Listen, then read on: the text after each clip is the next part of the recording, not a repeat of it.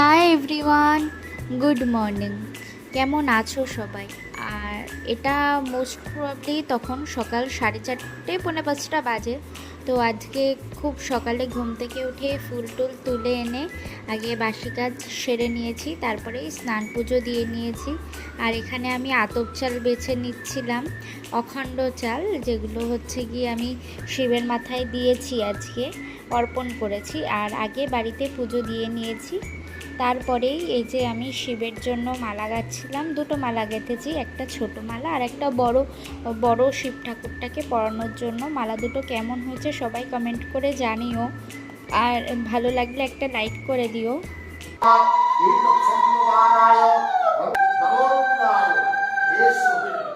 নমস্কার নমরুদ্রায় দয়ামি চক্মায়নি তঙ্গতি।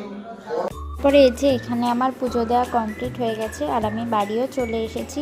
বাড়ি আসার পরে আবার কিছুক্ষণ পরে গেছিলাম, যেহেতু মা গেছিল, আমি আর আমার পাশের বাড়ির ভাইজি এটা, আর আমার ছেলেও গেছিলো। এই যে ও আমার ভাইজি হয়, ওর কোলে।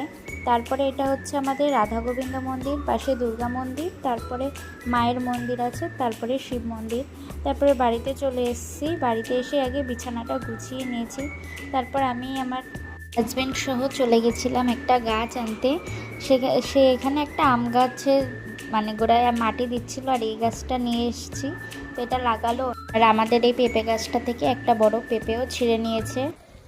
শ্রাবণ মাসের প্রথম সোমবার, আর এদিকে বৃষ্টি স্টার্ট হয়ে গেছে।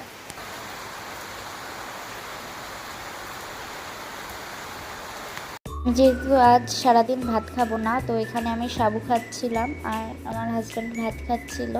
এই তারপরেই বৃষ্টিতে দুজনে বেরিয়ে পড়েছি। এ পুরো জল জমে বন্যা হয়ে গেছে, এই বাড়িটা তো মনে হয় পুরো ডুবে যাবে। আজ ভিডিওটা এটুকুই, আসতে হবে, আসি, টাটা, বাই।